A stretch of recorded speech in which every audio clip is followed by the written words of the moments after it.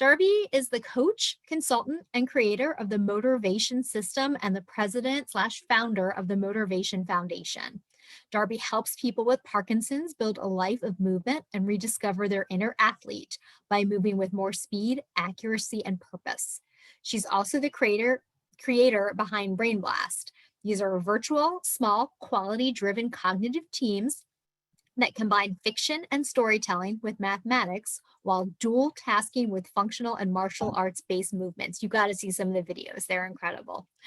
She has her degree in psychology and is currently finishing her master's degree in motor control and motor learning at Columbia University Teachers College. She is active in the Parkinson's community at a global level through advocacy and research. Darbe was awarded the Parkinson's Foundation Community Grant for 3 years, which led to the creation of the online peer-based community of people with Parkinson's who train others with Parkinson's. She is excited to continue growing this community and hopes to make system-level changes. Darbe, we're so glad you're with us today. Thank you. Thank you so much. What a lovely introduction. I'm just looking right now through my chat, just so I can see some faces, so I can connect with everyone. Hey, Dave Orlowski. Very cool. So this is actually my first time presenting on Brain Blast. So thank you all for attending. Please bear with me. There's a lot of information for me to give, and I'm going to have some video footage towards the end.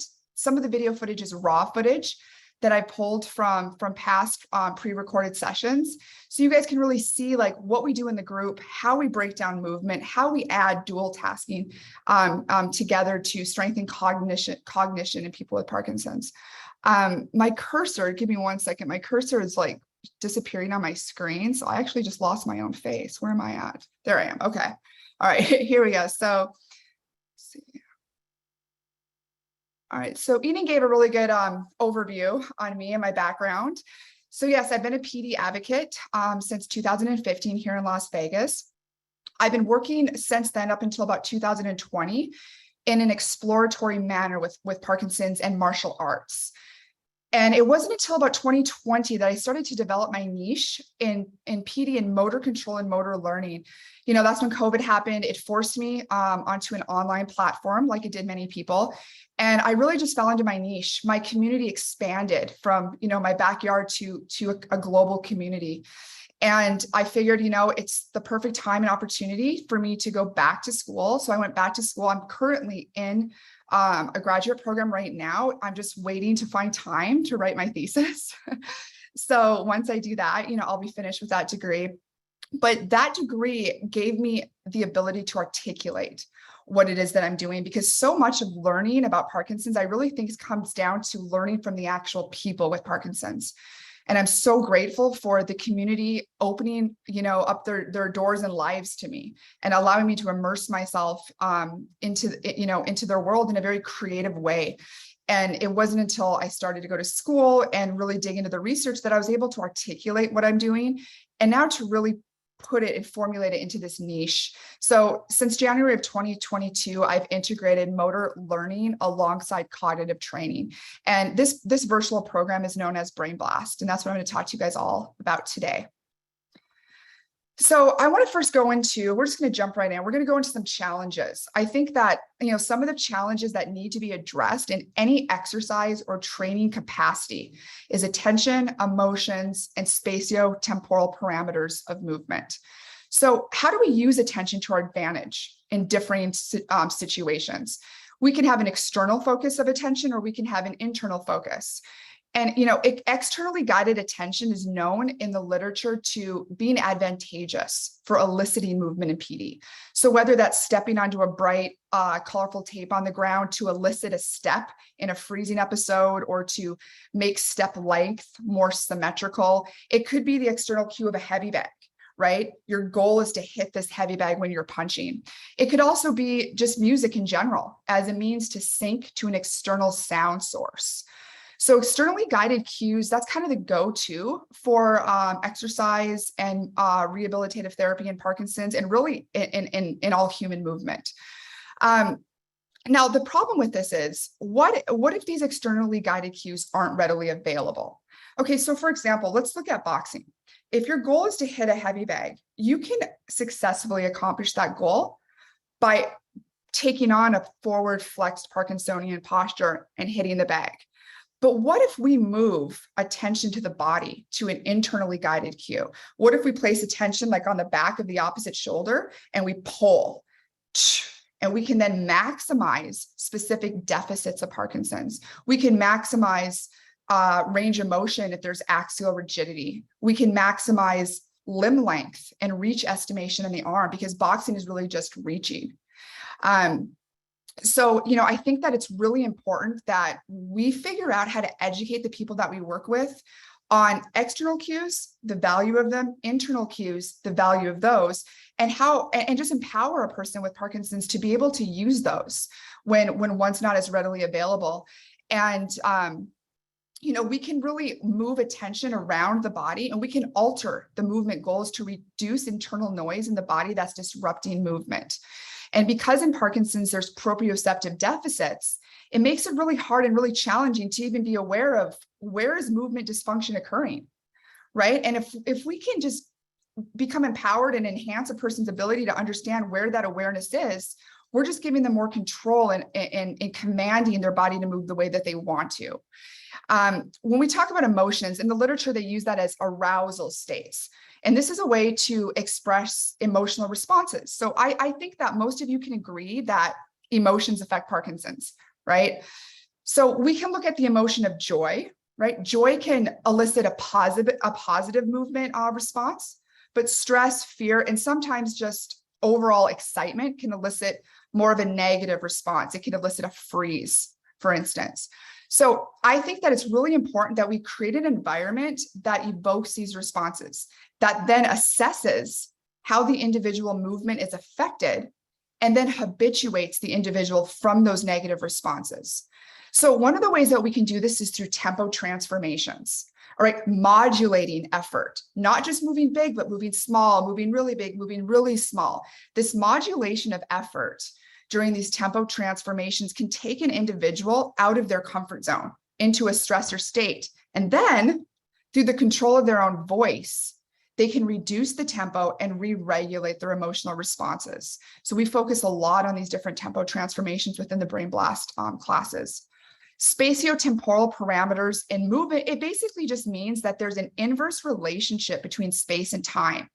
So the faster the rate of movement, the shorter the range of motion, or the smaller the space becomes. For example, if I'm juggling, I don't have my juggling balls right here. But if I'm juggling, it's a faster rate of movement. The ball isn't going as high. It's a smaller space. If I juggle at a slower rate, all of a sudden I can use space differently. We can think about this with how our body moves. If we're marching, it's a slower rate. We have time to go through a greater range of motion. We have the time to move our foot further away from the ground. But when we run or we jog, we're closer to the ground. So by understanding these spatial and temporal parameters of movement and how movement is organized optimally, we can find ways to move attention and basically reorganize movement in people. And if you reorganize movement, you're going to be able to walk better. You're going to be able to perform better in pickleball, or table tennis, or whatever your passion is. And that's what we really want to do. I don't want people to think, oh, I teach martial arts. That's not the case. I deconstruct martial arts sometimes so that I could teach people how to excel within whatever it is they're passionate about. And some people are just passionate about being able to move around without the fear of falling, right? So we really try to individualize this. Okay, so what is the solution? Brain Blast. So in Brain Blast, we address all three of those issues within a small virtual environment of about 4 to 6 team members. And we strategically build these teams, and we are very focused on team chemistry. All right, if someone progresses faster in the team, we can easily move them to a different and a more challenging team, or vice versa. So this is a photo of my client, Nate. Nate is one of my main team leaders. Nate has had Parkinson's since he was 26. He's 37 years old right now. He is within months away from becoming a 2nd-degree black belt in Tang Sudo Karate. He is amazing. And he is actually leading my Las Vegas virtual team of people who I've been training for 8 years. And they're now in his hands and just really enjoying that bi-directional learning. Because some days Nate comes into the sessions and his movement is worse than Mike's, who's 79 years old. And that really builds a bond, I think, within these small teams. Nate and we communicate regularly during these sessions. I ask him, does everyone in the class seem to be equally engaged? Did anyone seem to be discouraged? And if so, we address this. And, I want people to realize and remember that, these cognitive-based sessions can be very vulnerable for some people, especially when we're putting their cognitive abilities on display. We ensure a safe space for everyone where learning can really flourish. And I just think it's very, very powerful when you have that chemistry and there's that support system there, and we can see each other grow together. So ultimately, Brain Blast is dual tasking, though. So what is dual tasking? So dual tasking is the ability to perform 2 tasks concurrently, 2 tasks at the same time. This is different from task switching. This is different from like multitasking. This is a measurement of executive function, because when somebody does 2 tasks at the same time, they have to coordinate their attention to both tasks while they're being performed. And this is extremely important for people that have Parkinson's, because there is a reduction of automaticity of movement. So because of this reduction of automaticity, what does the brain do? All right, it's smart. It starts to recruit from other areas. It starts to recruit from the prefrontal cortex. So now executive functioning resources are being allocated to make movement automatic. And now there's less resources for thinking. All right, so this, besides just having a misallocation of effort, there's also a reduction in the overall access to these resources. And we can look at dual tasking in terms of a motor task, or we can look at it in terms of a motor cognitive task. Okay, so a motor task could be walking through your house while carrying your cell phone, just being able to hold that object. Now, if you're carrying something like, a martini glass, right, and you're trying to balance that, it's going to be more, cognitively or motor challenging, right, to be able to do those 2 tasks. It could also be something more challenging, like balancing on a Bosu ball while juggling. A motor cognitive task could be walking and having a conversation. Now, have any of you ever experienced walking and you're having a conversation and you're like in deep thought, like, I don't remember when that happened. And as you start to go into that deep thought, your movement slows down, or sometimes it even stops, right? So I'm going to show you right now a dual task of a motor cognitive task. This is Kim. She's been a part of the group for over a year. She went through DBS, both of her surgeries while in the group. And she was not really doing a lot of tasks like this. She was a really successful tennis player back in the day. And now she's a really successful pickleball player. And she leads a pickleball clinic in Michigan, in Upper Marquette area of Michigan. So she's at these numbers on the bottom. She's actually going to be reciting digits of pi in the correct order while hitting this reflex ball.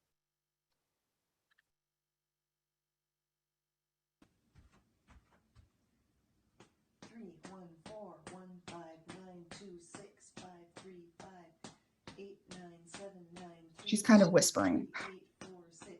So this is a really challenging task, because if she starts to have a mental block, there's an external cue, right? This ball is forcing her to move.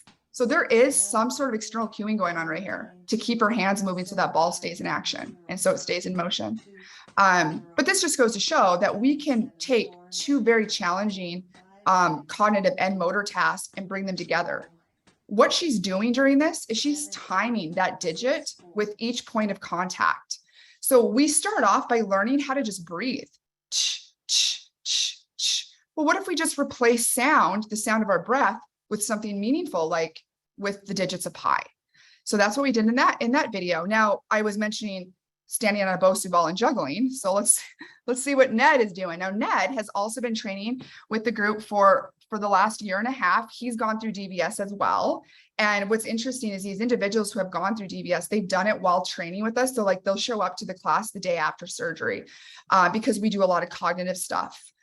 So it's been a really great opportunity for me to see, differences in movement presentation before and after the surgery, because for him, he says that he has to relearn his disease now. And by relearning his disease, he's relearning how to organize movement because it's being presented differently. And I'm luckily there to kind of help guide him through this cognitive problem solving process. Okay, did I hit play? All right. So he's standing and balancing on a Bosu ball and juggling. Now, remember, he didn't start off doing this. He started off not being able to juggle on the ground, standing still, right? But through practice, we've been able to do that. Now, it's not necessarily everyone's goal to be able to be a circus act, right? Some of us, that's like what our dream is, right? We can do a lot of really beneficial things for people that have more challenges, bigger, challenges with walking and talking, or challenges with driving in the dark. There's different things that we can do by making it, goal oriented for that person. Okay, so what really is Brain Blast? So we've created a model for dual task training that integrates fiction with mathematics, and combined, those two represent the cognitive component of the dual task. And then we implement recalibrate, which is ensuring that movement doesn't deteriorate when there's a cognitive load present or when the cognitive load increases. And this is really important to remember, you guys, because we can throw a dual task exercise into anything, all right? But what happens when the movement deteriorates and becomes affected? If you don't know what's actually happening, how are you going to know to correct it? So you're just doing a dual task with the movement just being not done optimal. So we actually use the dual task as a way to look at each individual's movement. How is it deteriorating, and how do we specifically address that at an individual level? Addressing or administering these dual task training exercises is so beneficial and it's so important. But again, if there's not an awareness or understanding, then ultimately what happens is either the cognitive or the motor task will be performed incorrectly over and over and over time. That can strengthen those errors. And ultimately, we want to reduce errors. So in Brain Blast, we break down these decrements in movement at an individual level. And the cool thing about that, okay, so think about this. There might be one person in a team that's presenting with dyskinesias. Okay, so the cognitive task might exacerbate that involuntary hyperactive movement. But someone else in the class might be in more of an off state. All right, and that cognitive task might lead to a cessation or like a reduction in movement. So although the movement strategies would be different for these two people within the same group, they could still learn from one another and apply those same strategies to themselves when they're in an off versus an on state outside of the training sessions. And I think this is really important to think about, because this is where bidirectional learning really takes place, because so often people with PD experience motor fluctuations throughout the day, and sometimes throughout the hour. All right, so having strategies in an on versus an off state that is easily accessible for that person is key. And it's not just, use what's optimal within that training setting. So I think that's really important to highlight. Alrighty, moving along. Okay, so here's a great photo. A very candid photo. I just went back to one of my pre-recorded sessions and just snapped a photo of it. So the fiction part of this model is the power of storytelling. Every Wednesday at 6 a.m. Pacific time, I was up this morning doing this, okay. There's a group of us that meet, and we get down, we sit on the computer, and I present them with the next 20 digits of pi. And together as a group, we have to collaborate. And we have to build a story that connects with what we already have and what leads us to where we want to go. Okay, so this is a creative process of finding meaning in information. All right, so we have created multiple mnemonics. Mnemonics there's different ways that we can find meaning in a digit. Like we could look at a 4 and we could connect it to FOR, or we could connect it to a chair or a flag. There's different things that we can connect it to. A 3 That can be many things. That's the X-rated version that you'll have to learn from me in the private class. Okay, so we've created multiple mnemonics for every digit. So that basically means that there's ways that we find these meaning, and then through that we communicate. Sometimes we argue until all of a sudden everything magically comes together. And so far we are up to 271 digits, and we will be going to 1,000. We plan to get to 1,000 in the middle of September. And we will be publishing a manual, and all of the participants that are in this Story Builders session will be co-authors. Now, don't get intimidated or scared by 271 digits or 1,000 digits. Some of these people in this group, they might struggle through all those digits, and a lot of them might not know all those, but that's okay. They're still a part of the building of it and that creative collaborative environment. And if you look around, his name really isn't Linda, that's Mike. Okay. All right, Mike, I've been training him for 8 years. All right, Mike is going to be 80 years old this year, and he's collaborating with Tatiana, who's 33 years old.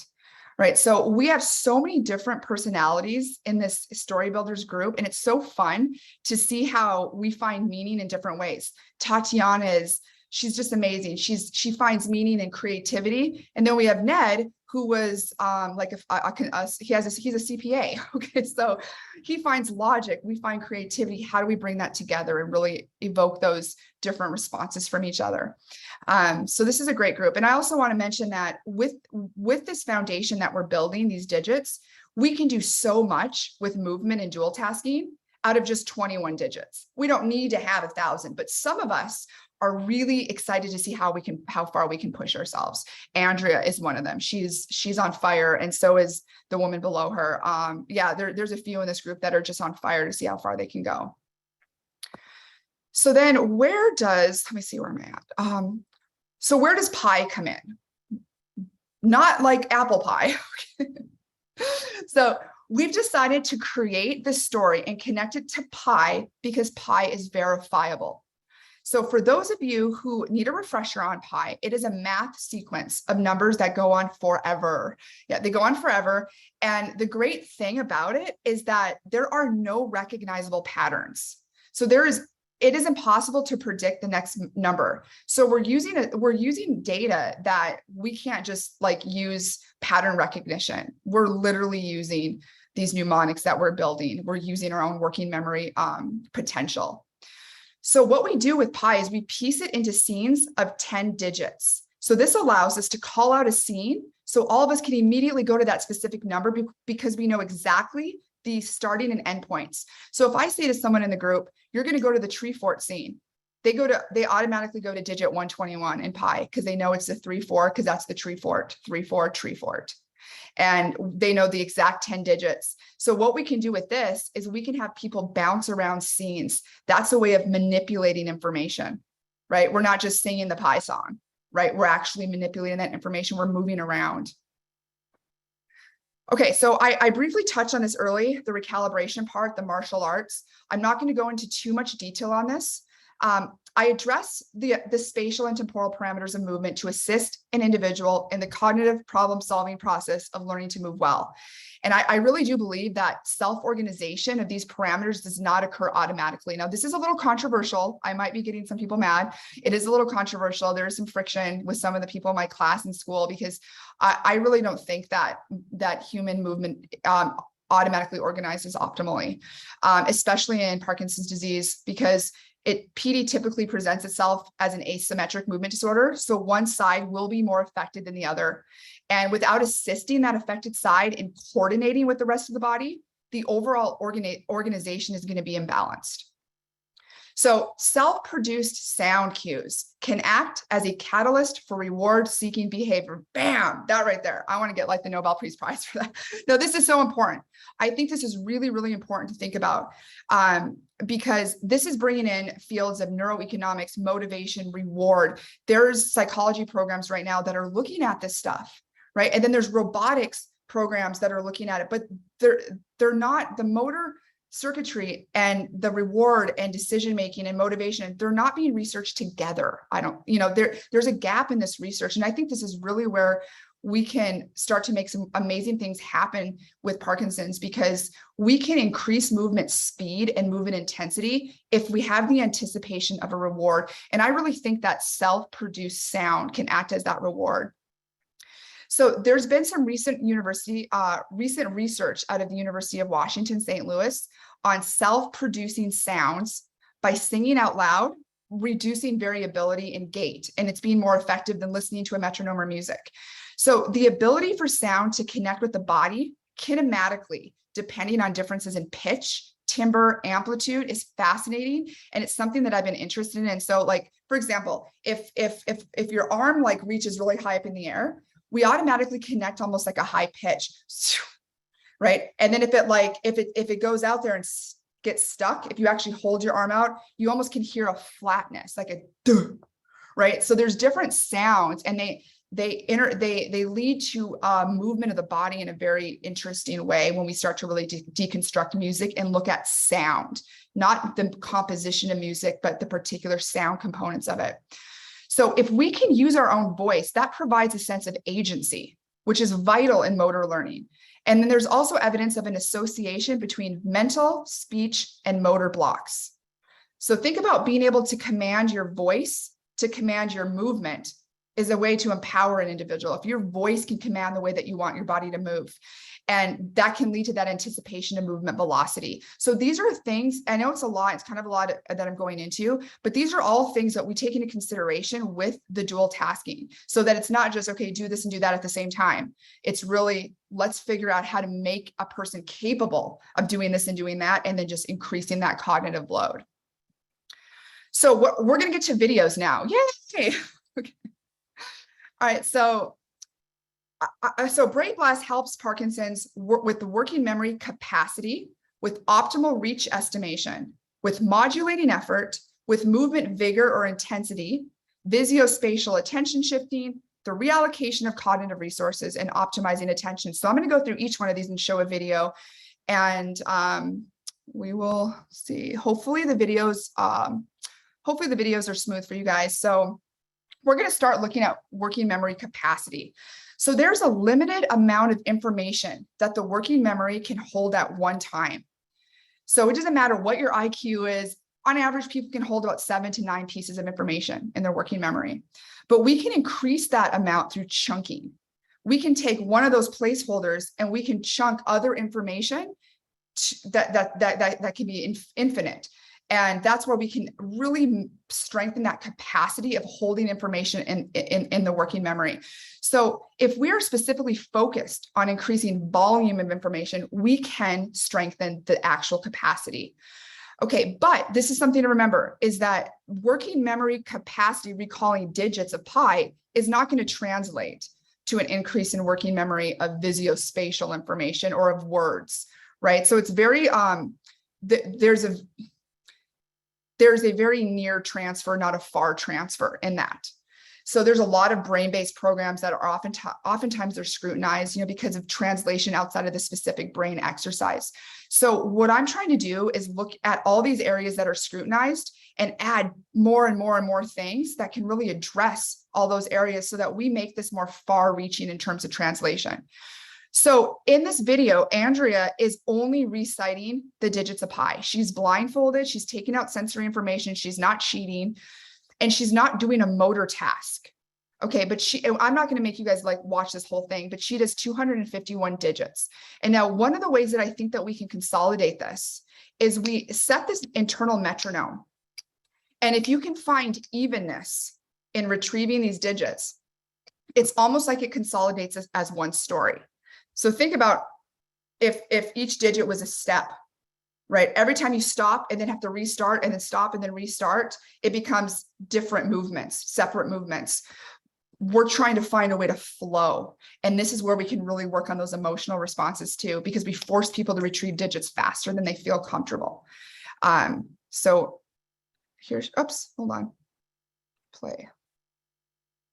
31415926535897932384626433843. She has to breathe every now and then.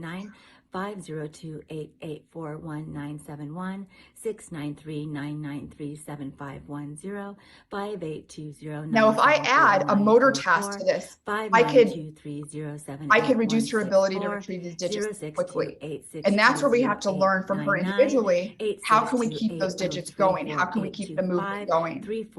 Now, Andrea, she just keeps going and going and going. So Andrea is 50 years old. She's had Parkinson's since she was 40. And she actually went through the neurocognitive assessments for DBS. And the one area that she struggled on, this was at the end of July, was in retrieving digits. Okay. So then I started working with her. She joined Brain Blast 2 weeks later, and now she's retrieving 251 digits. So I think that's kind of a cool story. We actually have the test that shows that she failed the digit retrieval part. All right. So it's not just younger people, but here's Ron. Ron is 79 years old. And he's going to retrieve 51 digits of pi. And 51 digits, we can do a lot of stuff with 51 digits. We don't need to be able to do 251. 3.14159. Now, 26535. Andrea had more dyskinesia with her movements, and he's much more of a freezer. So you can see that he actually starts to have mental and speech blocks. 32. There we go. And if he were standing, adding like a motor task to this, like marching, he would just completely stop moving. So this is something that we're really working on and working through. 433. But he goes through this whole thing through 51 digits. 279. You can tell he's getting stressed too, but we're adding that stressor, right? We want to be able to get used to how the body responds in those stress states. Okay. And I know that people probably have a lot of questions, but I'm probably just going to wait till the end. Is that what you guys want me to do? Okay. All right. So we're going to look at optimal reach estimation. And what time is it? Okay. Optimal reach estimation, right? So Parkinson's affects the somatosensory system. Okay. This is our ability to detect where our body is in space. Over time, these proprioceptive deficits can alter the actual body map. Okay. So for example, imagine rigidity. It shortens your arm. Okay. You kind of take on this like flexed position. Over time, the brain could potentially recognize the length of the arm as being shorter than it really is. Okay, so when we're performing movements quickly, there's not enough time for feedback to make corrections. So boxing, for example, there's not enough time to make a correction in the feedback. But what we could do is we could freeze the length of the arm, and then we could correct it by lengthening it even further. We hold that position. And this is a way that we can implement a feed forward model, which means that we're holding that proprioceptive position of our body in our working memory. And then boom, we go to it the next time. So this guy, Vivek, he struggles with shortening his limbs noticeably whenever we add a dual task. So for this specific movement, now this wasn't planned, this is raw data, raw information, raw video footage. For this particular movement, he has to connect the digits of pi to a jab, jab, cross. Ba-ba-ch. It's 2 short notes, fast. The limbs are short, and then the ch is a long note. Okay, this is hard to do. This is a really hard thing to do because we are retrieving digits of pi in 3 digits, but we memorize it sometimes in 4 or 5 digits. So we're actually breaking up the meaning. Okay, so that's another thing that we're doing to challenge ourselves. All right, now I want you to watch what happens to his right arm and how his body has found this caged position, and then how I give him a cue, and then watch how he uses a different feedback model to correct it. This is a couple minutes long. 314 159 265 358 97. He's so used to this 979 small space. 323 846. The reason why he continues to bounce up and down is he freezes sometimes. So we want to keep him moving, even though he's thinking for the next digits. There's that cognitive load that's a little greater than he likes. 338. So what I would try to do, Vivek, when you're practicing this is when you finish the jab, jab, cross, and then you stop and you give your pause, just standing there before you do the next one, I would actually pause at the extension because you're shortening, you're throwing your cross as if your arm is this long. So you have a tendency to do this. Watch my right arm. Right? So if you go 3, 1, 4, 1, 5, 9, you're going to find that extended position, and you can actually relearn that like reach estimation on your arm while you're doing that. Yeah, because it's like you want to throw your arm, but for some reason you're stopping it right here. Right. So just for the first like 12 digits, try that. Think of that third digit is boom, it's literally freezing you into that pose, that position. So 3, 1, 4. Good. And hold that 4. 1, 5, 9. There you go. Good. 2, 6, 8. Nice. Look at that reach. 9, 7, 9. Okay, got it. Perfect. Now, the more that you do that. So that just goes to show what we can, our reach is going to be different depending on that rate of movement. But because that was one single movement, I want him to know the length of his arm. I don't want him to find that caged position all the time. We want to be able to learn those ranges that we can reach in. I think that's really important. When we talk about modulating effort, this is modulating effort through your voice so that you can change amplitude, not just to big, but also to small. Okay, so what he's doing in this video, this is actually quite an old video. I think it's like 7 years old. He still did. So in this video, he's connecting his voice to his feet.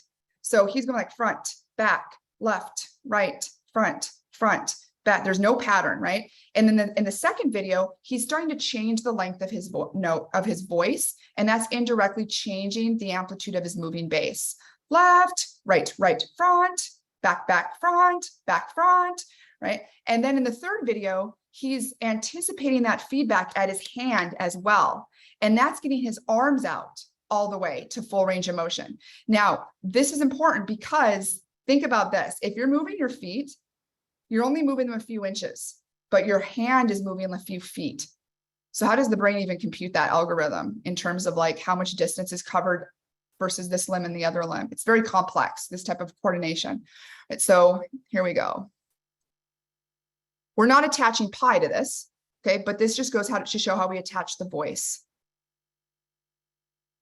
Back, right, left, back, front, left, right, back, front, right, left, back, left, front, back, right, left, back, front, back, front, back, right, back, front, right, left, front, back, left, right, back, front, back, left, right, front, back, right, left.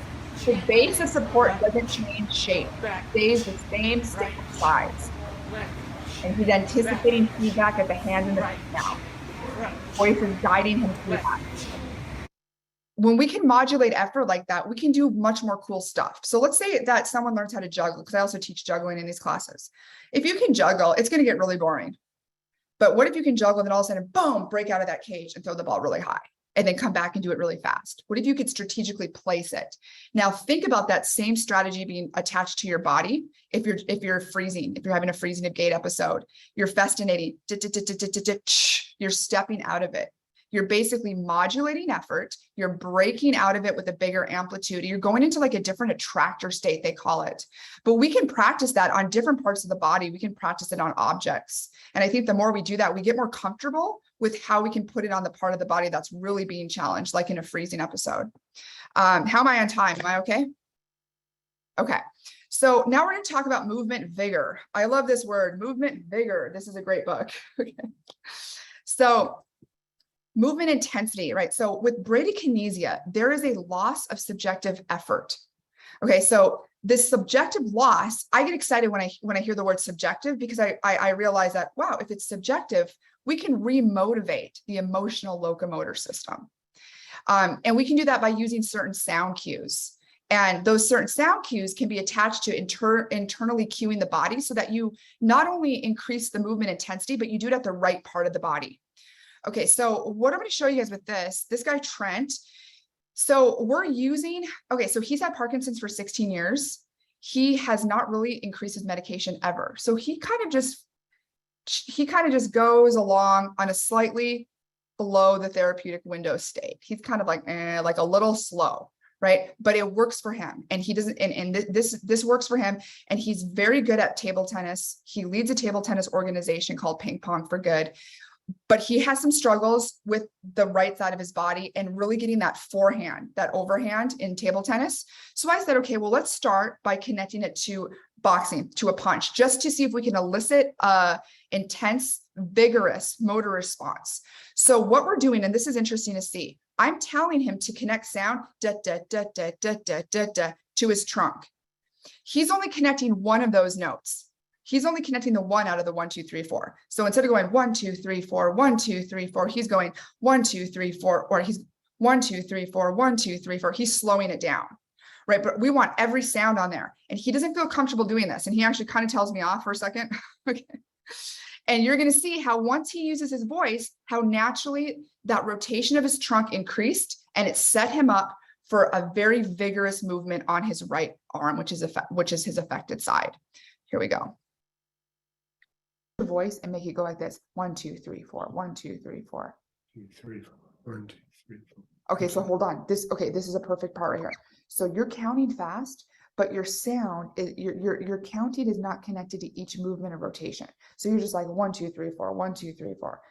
You want it to be like, you want each digit to be either here or here. But I 1, 2, 3, 4.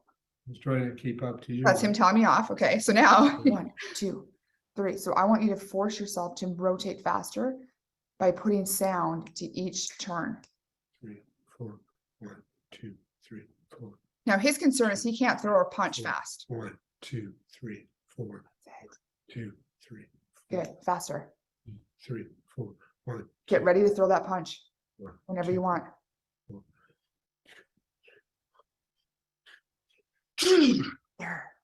That movement set him up for that rotation of his trunk set him up for the speed of that movement. And now he's utilizing that specific strategy for playing table tennis. And now there's something called the sequencing effect. So the more you do something repetitively, the effort reduces. And like walking, all right, taking those big steps, and then they get shorter and shorter and shorter, right? If you can use your voice as a way to remotivate, you're taking big steps, you're getting shorter, boom, taking those big steps. It's almost a way to remotivate your system through an emotional response to get back to that increased amplitude. These are really, really great cues that can be used for gait training, but they can also be used at more of a performance level. So this is another thing. Now he's using his own voice, but I'm also connecting my voice to his. He uses his voice now without me. But when he plays table tennis, he has a hesitation with stepping to the right.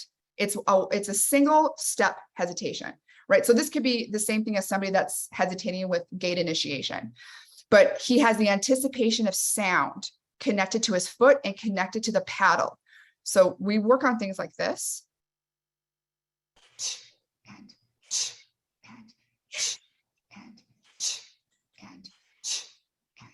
using his voice too, but she's quieter than I am. And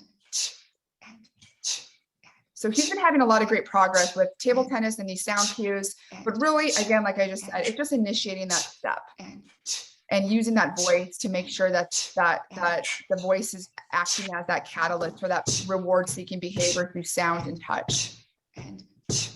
Now we could take that task and we could then apply it to Pi if we wanted to. And then we could say, okay, you're doing really well. Well, what happens now when we start to add the cognitive load? Does everything deteriorate? Do you stop moving with as much amplitude? Does your body become smaller in your movement? Something would probably happen. And then we would just, we would add some different cues and we would find a way to keep the movement and the cognitive part performing up there together. All right, I want to show this because this is attentional shifting. Okay, when I have people do this exercise, it sounds easy. I work with a lot of my older, even more progressed clients on doing stuff with juggling balls. We can take one ball and we can just toss it. We can connect our voice to the toss, or we can connect our voice to the catch. Okay, when you connect your voice to the toss, you're connecting your voice up high. When you connect it to the catch, you're connecting your voice low. Well, what if we want to shift our attention to our body doing the same thing? So we can do a squat and a stand. So your voice is connected to the stand on the high and the squat on the low. Okay, so what he has to do on this exercise is he has to take these digits on how we chunk them, the way we remember them, and he's going to attach them to the high on his body, and then he's going to shift his attention and attach it to the high on the ball, and then to the low on the body, and then to the low on the ball. So it's to the stand, to the toss, to the squat, to the catch. High, low, ball, body. So there's a lot of attentional shifting going on with this one. He makes a mistake for three movements in a row. We'll see if you guys can catch where the mistake is. 3. It's on the high of his body. 4. It's on the high of the ball. 1. 4. It's on the low. 1. 5. 9. 1. On the low, the catch. 5. 9. Back to the high. 2. 6. To the toss. 2. 6. Back to the low. He forgot. 5. Went back high. 3. 5. So now that he's high, he connected to the ball on the high. 5. He's starting to have 3, hesitations. 5. And now he forgets again. And he misses the low again. And he goes back to 8, the high. 9. So what we would 7, do on this is I would make him aware of that, and we 9, would just work on going through 8, this. We would 9, then increase the tempo. 7, 9.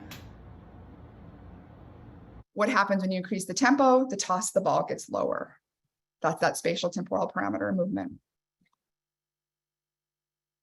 Everyone good? Is everyone with me? Yes, but we are getting a lot of questions as to Okay. when are new groups available, what's involved, and cost and such. Okay, so maybe I'll just skip these next 2 videos. Because it's kind of like the same thing. One of the videos just shows how we, oh, here's my friend Heather. That's another video showing that I do work with people outside of the actual Brain Blast groups. And sometimes what I'll do is I'll work with somebody, maybe even for 30 or 40 minutes, and then I will try to integrate them into a group. And then what we can do is we can look at where they're struggling in the group, and then we can do maybe a couple privates a month. When Heather's having freezing episodes, when her voice is there, we can change that. But when her voice isn't there, when her freezing is so severe, these strategies don't work. And that's where, like, you can really see she's actually commanding her voice to move right now. This was like 2 seconds after that first video, because she attached sound to her hip. She said, I am hip. That's a bigger muscle group. It allows you to move bigger. So I do also individual stuff with the hopes to integrate people into the group, because I do think that social aspect is really important. Really quick, our peer community, there's more people in this community that I'm showing you here, but I have team leaders that I've been training over the last year to take on their own groups. So Nate, he's a team leader. He's already taking on his own groups. Kim is ready to go. That was right after her DBS surgery, right? Tatiana is ready to go. She's from Colombia originally, so she will be taking on a Spanish speaking group. Katie is ready to go. She's a mental health therapist that's been out of work for a while, and she's now reinvigorated to get back into the mental health field, specifically for Parkinson's. So that's really exciting. Ned, ready to go.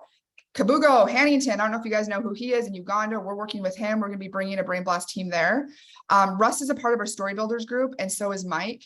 So I'm hoping to get some grant funding where we can actually build teams of underserved people.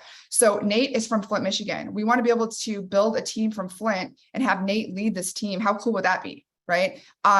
Or we would like to build a team of individuals that are part of the Spanish speaking community that might not be able to have as many resources. And Tatiana we'll construct a story in Spanish. We'll just take 41 digits and do a Spanish story so that she can lead those Spanish speaking groups. So yeah, that is the end. Think well, move well. And question time. So one question was, someone asked, to give a little bit of context, where were people, how long have you been working with these people before they got to the successful demonstrations that we're seeing? Like, was this after a couple of weeks?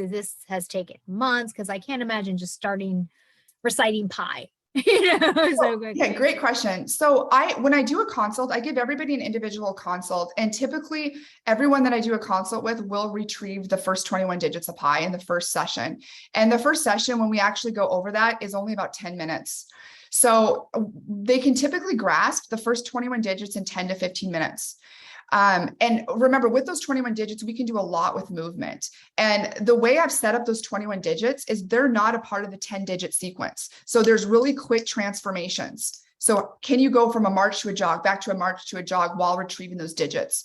So during a consult, what I'll do is I'll see someone and I'll have them march in place. Some people just, their body's not even coordinated doing that. I give them a quick fix. They march in place very well. Then we add that cognitive task, and all of a sudden it deteriorates again. And then that's what we build on. So, it's kind of different for everyone, but most people will learn those 21 digits right away.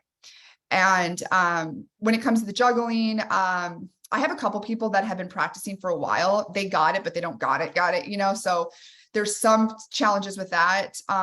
Some people will learn how to juggle after like 3 or 4 sessions. Oftentimes a strategy. Sometimes I'll just work with somebody and they've just been miserable for months because they can't get their leg in the car. All right. And I'll say, take the FaceTime me out in the car, and we'll use a strategy just to overcome that. And oftentimes we can just do that within that day. Now, that strategy might not be effective forever. So let's say it only works for the next 3 or 4 weeks. Well, let's just find a new strategy. That's what we just talk together, work together, we find new strategies. Really quick, I'll say a couple of the women in the group, I'm saying women because they are Andrea and Mona. They did they learned the first 100 digits of pi in 2 sessions.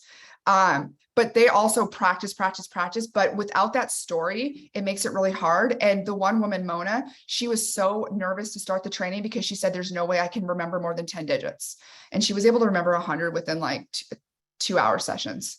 So it just depends on your commitment level. And there's other factors in play, but we make sure that we address those goals for you specifically. Have somebody who attended All In and asked if you could please talk about the storytelling as you did at All In. Sure. Yeah. So all like at the beginning, so I could start at the beginning, or I could just talk about like what we did today. So I'll start like at All In. So very quickly, the story does get much more creative as we go along because we're getting better at, where'd you go? Hello? We're all here. Oh, you're here? Oh. Yeah, you just disappeared. I don't know where you went. Oh, that's what happened. You guys, okay. So the story does get more creative because we're getting better at building the story. But just an example, all right, we figure out, where do we want the story to take place? The first 100 digits, we're in Chicago.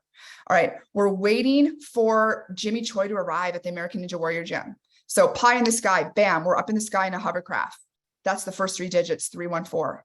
So pie in the sky, it puts you up in a hovercraft, 314. All right, we're looking down, waiting for Jimmy to arrive. He's supposed to arrive at 2 o'clock, but oh my God, he's a minute early. He arrives at 1:59. So we don't have time to parachute down to surprise him. So we flip out of this hovercraft, we get motion sickness, we get too sick, which is 2-6. But bam, we land right before he walks in. Okay, so here we're gonna get a little perverted. Think of a 3 as like little butt cheeks, okay? And we give him a little high five on each one. Whoop, whoop. And that's like a 5-3-5. That's a greeting. We've now actually created the 5-3-5. Like we'll say, oh, great job, Roger. I'm giving you a 5-3-5. So we do the greeting, the 5-3-5. So now let's start from the top. Pie in the sky, break it down. That's the 314. He's early. What time does he arrive? 1:59. We fall and we get 2-6. 2-6. We land and we do the greeting, 5-3-5.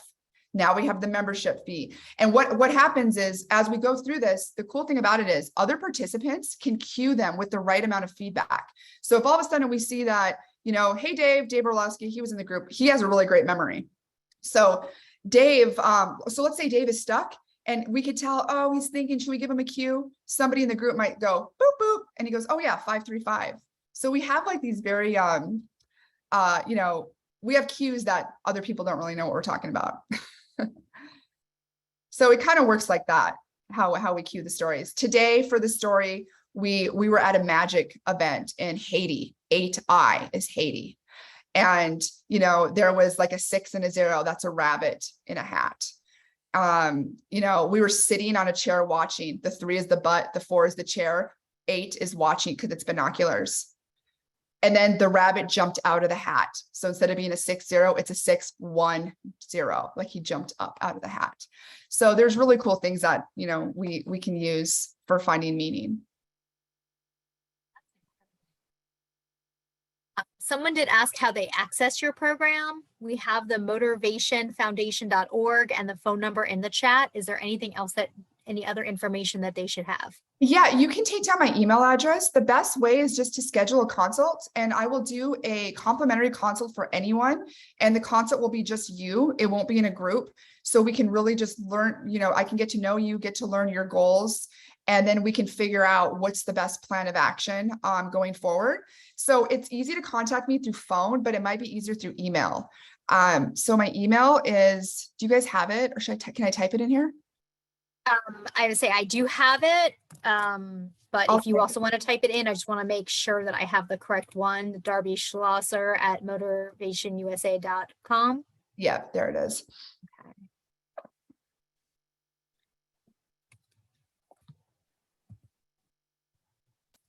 And so again, we encourage everyone, if you click on the 3 little dots, you can save your chat so you have this information. We have the video recording as well.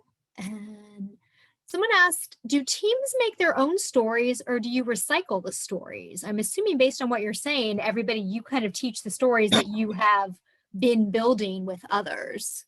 Yes, I'm so glad that you asked that. So we do recycle the story. So, but one of the things, so if I'm teaching part of the story to a new group, sometimes someone might say, oh, well, I think of this versus that. Like, oh, that's great. So in the back of my mind, I have alternatives that I can, you know, throw at someone if for some reason they're not connecting with that story. We do recycle the story, but recycling that story, the great thing about it is the people who are part of story builders, like the team leaders who are going to be taking on their own team, it's a cool feeling for them, because since they're a part of creating the story, all they have to do to successfully lead their own team is to just retell the story. And now it sounds easier than it is, because like we use the number 5 for grasping. We use the number 2 for reaching. So we actually take martial arts movements for visual gesturing cues to guide us through this mental space. So like if you're telling the story and you add the word, okay, well, grab for that, but there's not a 5.